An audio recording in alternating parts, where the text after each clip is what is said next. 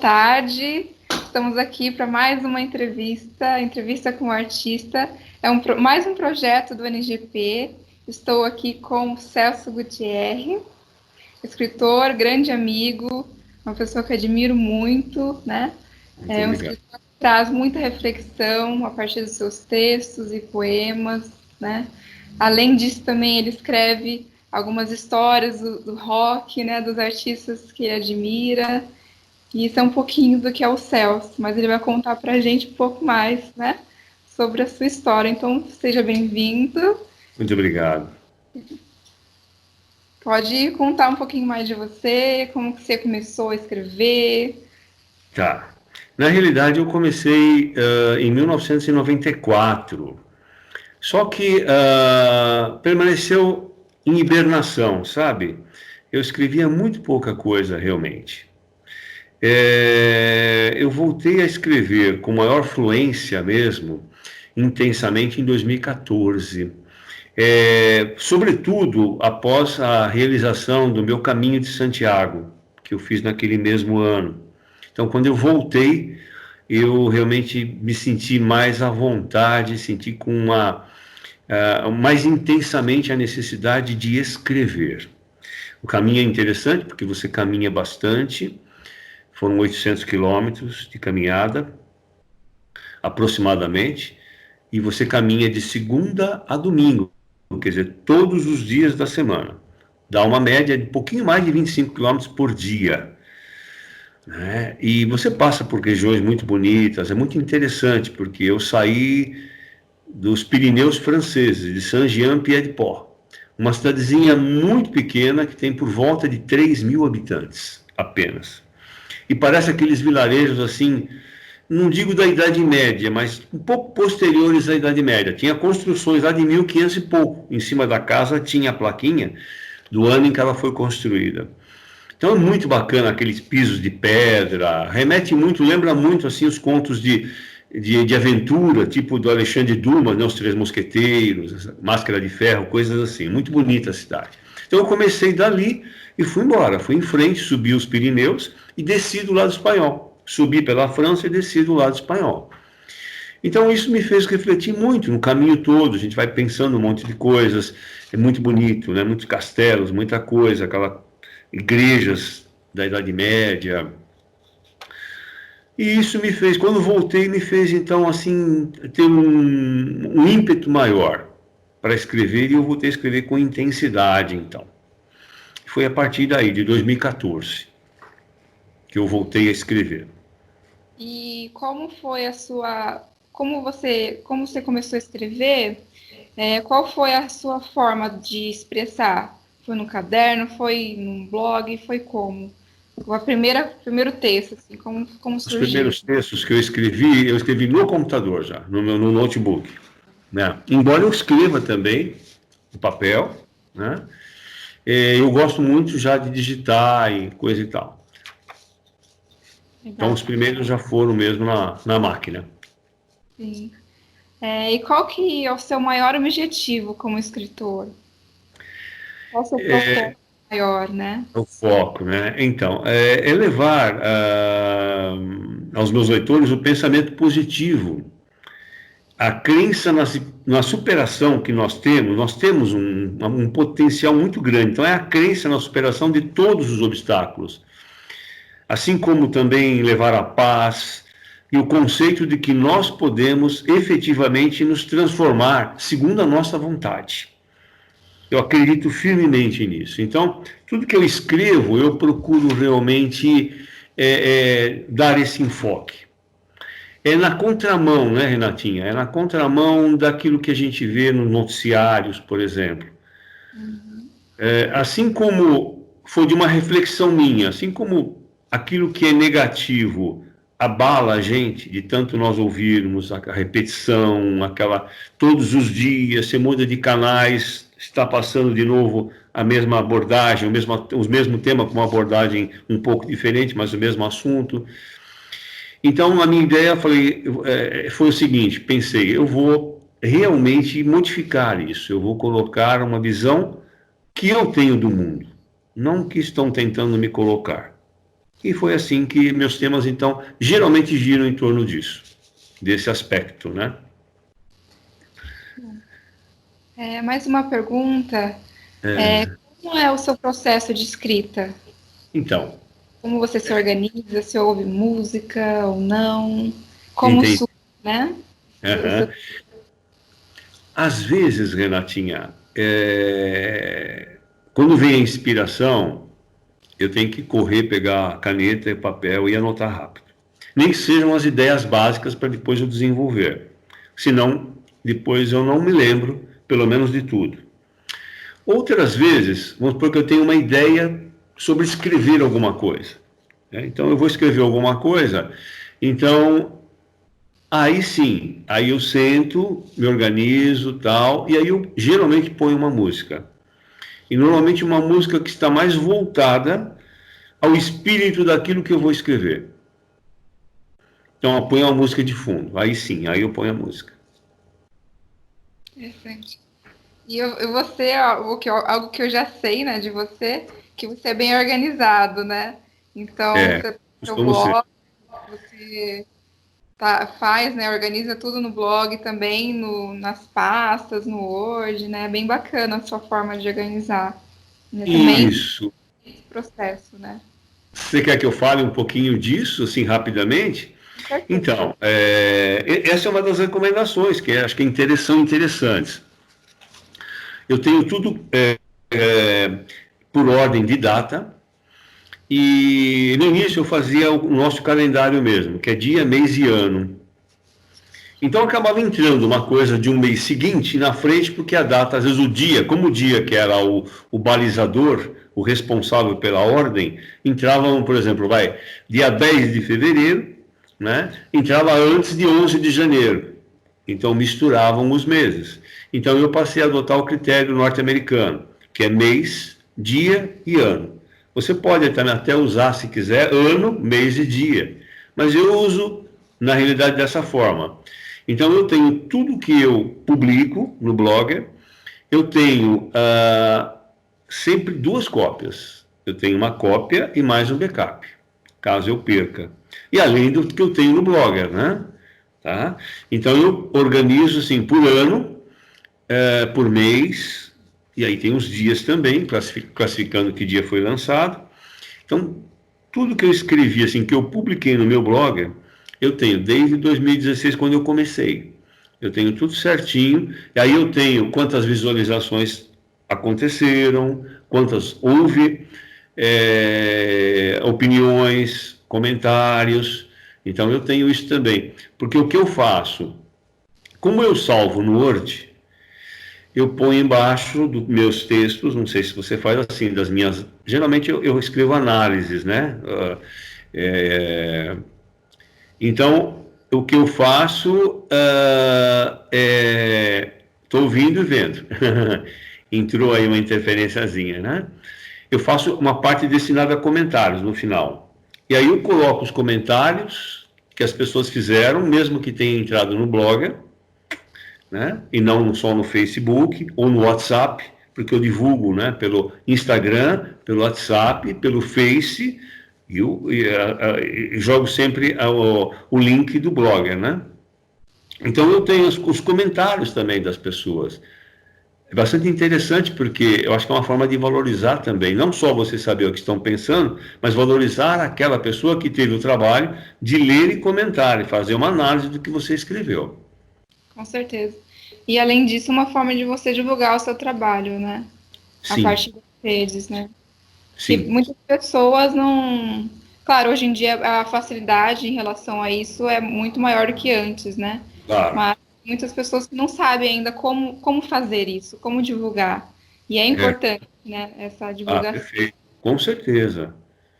Você ser visto, né, de alguma forma no mundo inteiro aí da Sim, internet, da tecnologia, e tem tantas coisas, né? Então é sim. uma forma muito bacana. E falando um pouquinho do seu livro, como ele nasceu, né? Como foi Tá. esse. Há muito tempo. Fala, desculpe, eu te cortei. Como foi esse nascimento desse livro, né? Né?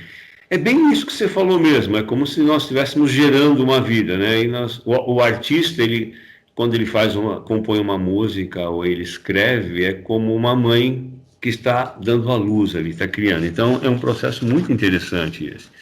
Eu tinha vontade de realmente publicar um livro, acho que é o sonho de todo escritor. E até que um dia, mas isso foi ficando assim, sabe? Ah, depois eu vejo, uma hora que der eu faço, coisas desse tipo. Aí eu vi no Facebook uma editora que divulgava uma coletânea literária. E era um convite para o escritor se juntar àquele grupo para ser publicado. Só que precisava de um certo número. E a editora não conseguiu esse número, então o projeto foi abortado, não teve jeito, não saiu. Aí eu pensei, fiquei pensando e remoendo aquilo, e falei, puxa, eu não vou deixar passar de novo, né? Eu já tive a vontade, tanto tempo de escrever, aí surgiu a oportunidade de fazer uma coletânea, não deu certo, eu vou publicar o meu próprio livro. E foi assim que eu fiz, entrei em contato com a editora, e conseguimos acertar e tal, e aí ele foi criado, foi gerado, né? E foi a partir dos textos que você ia usar nessa coletânea que você começou a criar o seu livro? E na realidade eu usei, Renata, os temas que eu já havia publicado no Blogger, temas isolados, né? Como são ensaios que eu faço, então são autônomos. Então eu aproveitei e falei, vou pegar aqueles que eu acho mais significativos, mais profundos, e vou publicar em livro. Foi o que eu fiz. Esse Bacana, foi o critério. bacana. E é uma pergunta também que muitas pessoas é, têm a dúvida, né? A editora, ela é uma empresa, né?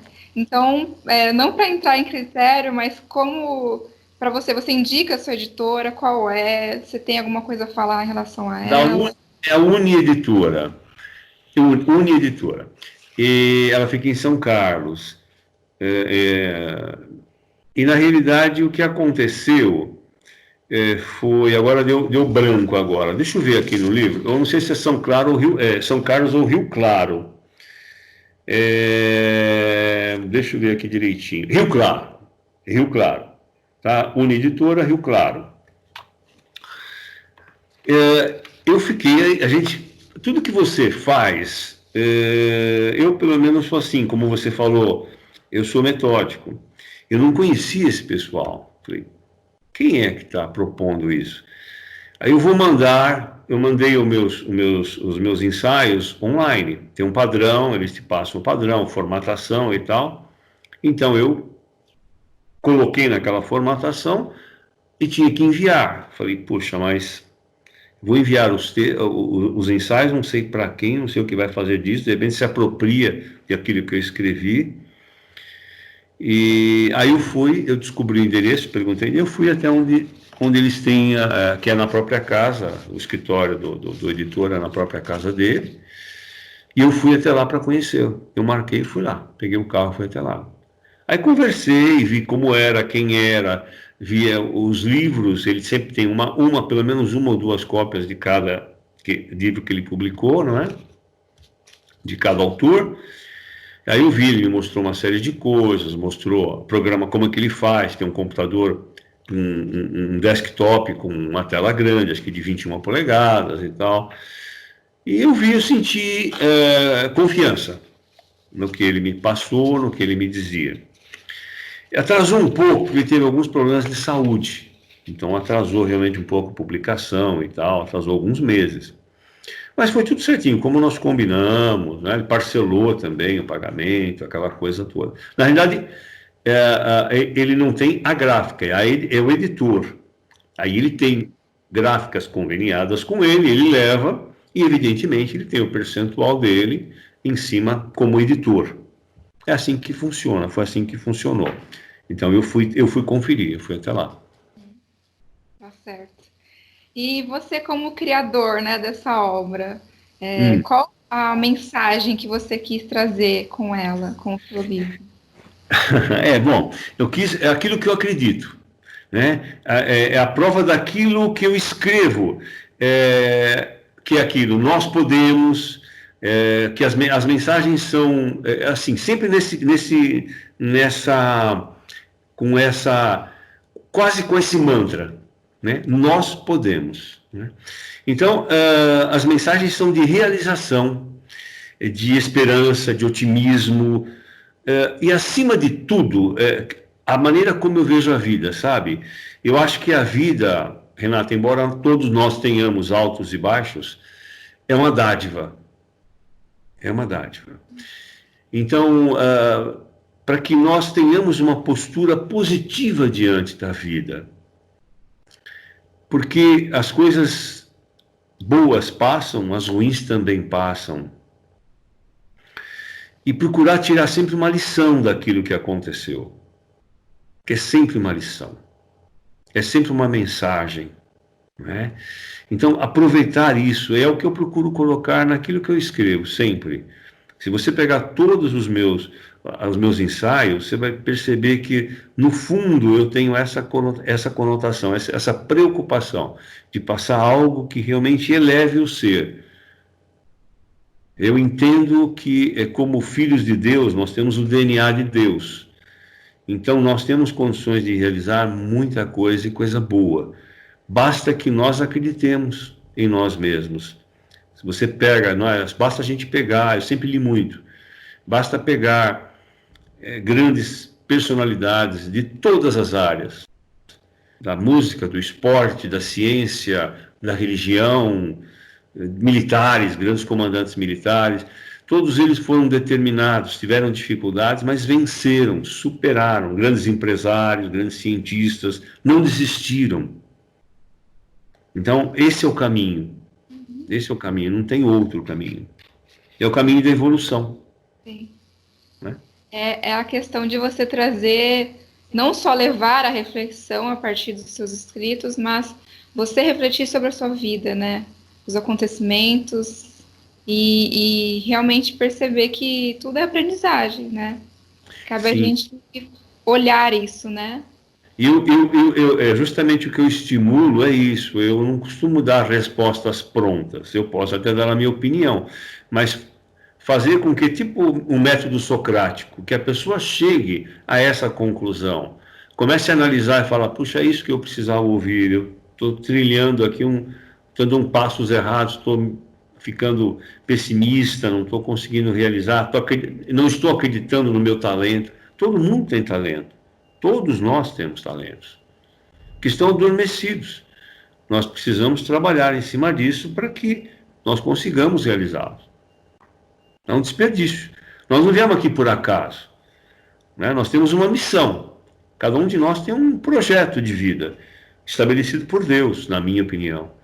Então nós temos que tocar esse projeto em frente. E esse projeto é para que nós sejamos melhores e mais evoluídos. Quer dizer, ele confiou a nós a existência e um projeto de vida. Né? Ele está esperando, ele deu tudo, está esperando que a gente faça a nossa parte. E é isso. Seria o nosso propósito, né? Seguir o nosso propósito de vida, né? Sem dúvida. E falando um pouquinho, que com certeza já entra no que você me falou, mas qual a sua maior inspiração? Quais são as suas inspirações, né? Olha, as pessoas, a vida de cada um, o potencial de cada um, que as pessoas encontrem esse potencial, o esplendor da natureza. Eu sou apaixonado pela natureza, eu gosto demais da natureza, eu sempre fui meio lua, sabe? Sempre olhando, sempre procurando. Eu acho que isso é demais. Às vezes você está triste, você não precisa ter. Nós temos uma cultura de que nós precisamos ter as coisas. Ter as coisas é importante, não vou negar que não sejam importantes, mas não é fundamental para a nossa felicidade, para o nosso sucesso. E nós temos uma natureza maravilhosa, o céu, as coisas que existem na terra, enfim, o mar, Então você olha, por exemplo, o céu, um pôr do sol, cada tarde, a cada instante, ele está diferente. Então é como se fosse um quadro divino, modificando, não estático, mas dinâmico. Você olha, aí você vira para o lado, quando você volta já mudou alguma coisinha. Então isso é lindíssimo, não é? Isso é muito bonito. E também eu sou assim muito atento aos sinais, através dos fatos aparentemente despretensiosos, aquilo, sabe, por acaso, como, esse por acaso entre aspas, eu não acredito no acaso, como se fosse, sabe, alguma coisa que tivesse acontecido sem nenhuma preocupação de te dar uma informação. Acho que tudo caminha no sentido de te dar alguma informação. Então você começa a ouvir os sinais, ou começa a ouvir uma planta, começa a ouvir os céus, o mar. O que está querendo dizer aquilo, aquela tranquilidade, aquela paz? O que aquilo está procurando trazer? Ou mesmo quando não está em tanta paz. Por que está assim? O que provocou aquilo? Então, começar a tentar enxergar essa maravilha que são as leis de Deus, né? A lei do universo, né? O universo fala conosco. O universo, que é uma criação de Deus, fala conosco, nos manda os sinais, nos manda as mensagens. E a gente precisa, então, estar pronto para ouvi-las, para entendê-las. Está tudo à nossa disposição. É que nós não sabemos procurar. Oi? Eu compartilho do mesmo pensamento em relação a isso. Você olhar o efêmero, né, da vida, né? Sim. É as isso. Coisas simples, às vezes uma coisinha tão simples você começa a ver todo um universo. Pega uma folha, né, e aproxima dos seus olhos para você ver que ali tem tanta informação que é um universo à parte, uma simples folha.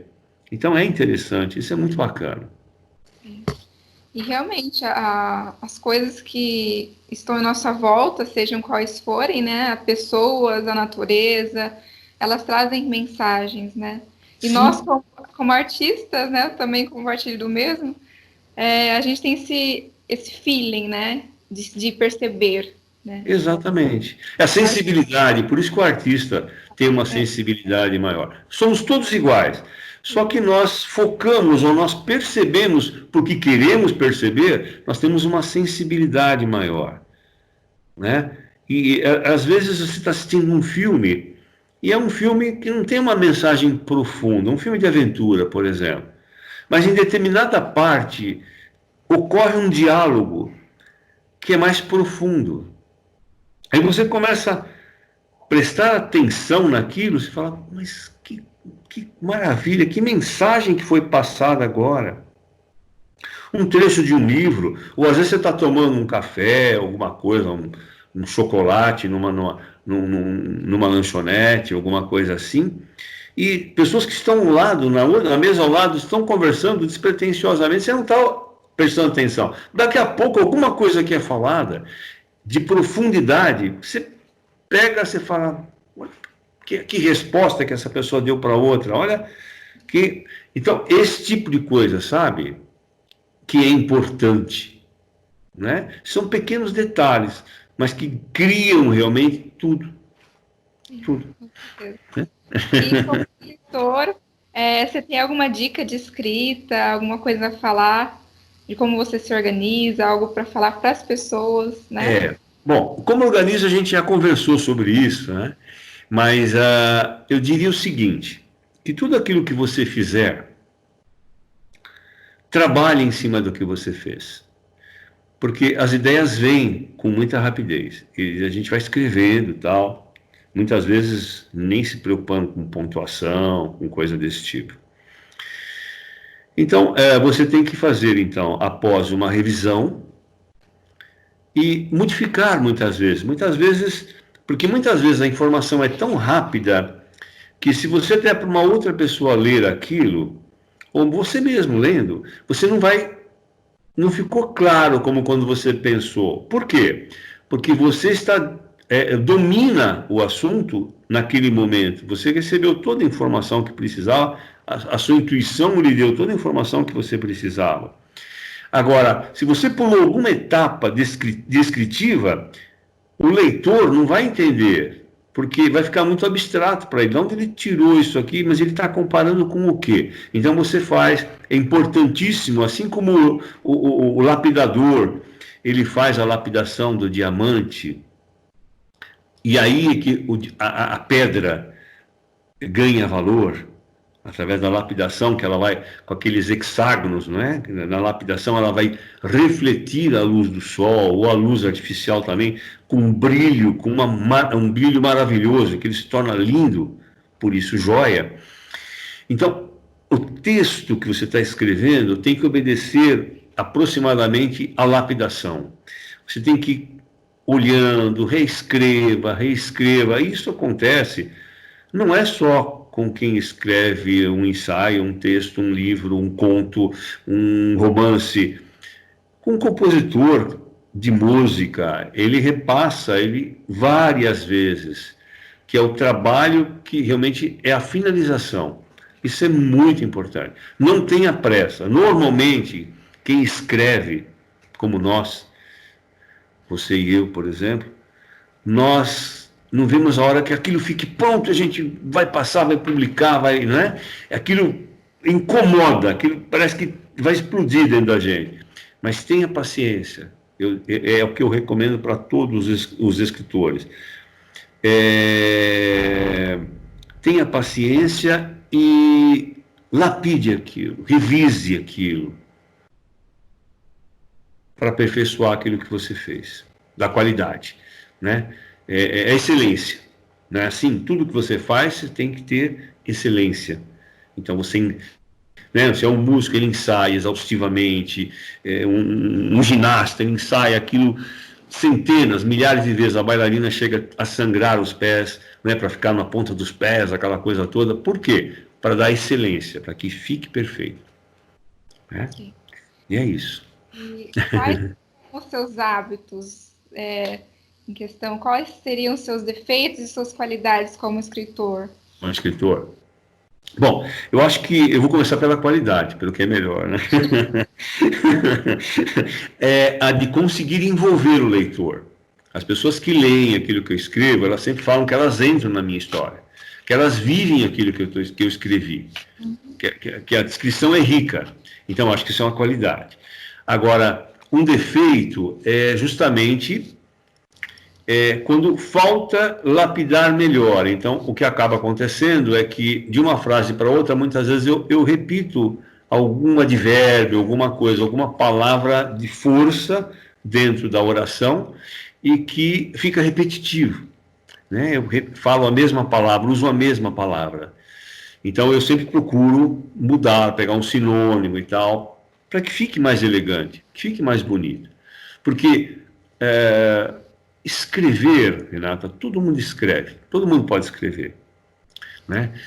Estamos falando do nossa língua pátria, da nossa língua mãe, nativa, o português. Então, qualquer pessoa do Brasil sabe contar uma história, sabe falar a respeito. O que nos diferencia é justamente a qualidade, a elaboração, a excelência, usar palavras não difíceis, mas mais bonitas, mais poéticas, líricas, né? Se descrever as coisas com beleza, né? E essa é a grande diferença do escritor para aquele que não é escritor. Com certeza. Né? Bom, para a gente estar encerrando aí a nossa entrevista, eu vou pedir para você recitar algum poema, algum texto seu. Eu não vou recitar, vou ler. Tá bom? Eu escolhi assim, eu tinha esquecido, né? Aí quando eu sentei aqui, liguei o computador um pouquinho antes, meu note, eu falei, a Renata pediu para falar alguma coisa, ler um ensaio, alguma coisa assim, e agora? Aí eu peguei o livro e, na realidade, estou fazendo uma revisão, porque mesmo editado ele tem alguns erros, sabe? Algumas coisas saíram ainda, então eu estou fazendo a revisão. E eu parei justamente e não fiz revisão nesse. Ainda não, era a vez dele. Falei, será esse aqui mesmo, não é por acaso. Então eu vou falar, ele se chama O Tempo e Seus Mistérios. Depois eu quero, se você me permitir, mostrar a capa dele e tal, do livro, né? Então vamos lá. Dizem que o tempo é apenas uma referência e que no plano espiritual o tempo é medido ou tem significado diferente daquele que atribuímos aqui na Terra. Definições e definições existem sobre ele, mas o que o tempo significa para a vida de cada um? Uma coisa é certa, ele passa muito rápido e quando percebemos, já se passaram 15, 20 anos. E normalmente, lembramos-nos do que aconteceu nessa época, tal qual tivesse ocorrido há apenas alguns meses. O passar dos anos proporciona a descoberta da beleza da vida, a descoberta dos grandes segredos, aquilo que realmente é importante. E nos ajuda a entender o que não entendíamos antes. Interessantes são as lembranças. Elas contêm cheiro, sabor, impressões que nos remetem ao exato momento em que tudo aconteceu. Dando vida à recordação, revive-se tudo o que aconteceu, em detalhes mínimos, inclusive as emoções sentidas naquele momento longínquo. Para o mundo corporativo e instituições, para as tarefas que eles têm, por exemplo, o prazo, o tempo é fundamental. Para a vida de cada um de nós, é relativo. Analisando a vida com suas experiências, suas emoções, a data em que ocorreu cada acontecimento, não é tão importante. É como se passado e presente fossem algo único. O que realmente conta são os fatos e as consequências, assim como o aprendizado que nos proporcionou, bem como cada emoção e a felicidade que sentimos no momento. A felicidade versus o tempo. O que nos adianta de todo o tempo do mundo se não tivermos a felicidade? Por outro lado, não é preciso muito tempo para ser feliz, pois a felicidade por si só se basta. Por isso, o tempo deve ser mesmo apenas uma referência, pois, consequentemente, nós não envelhecemos. Ótimo, não?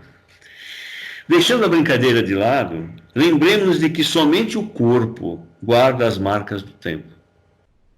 O espírito ganha experiência e se mantém indiferente aos anos, às décadas, aos séculos, às eras.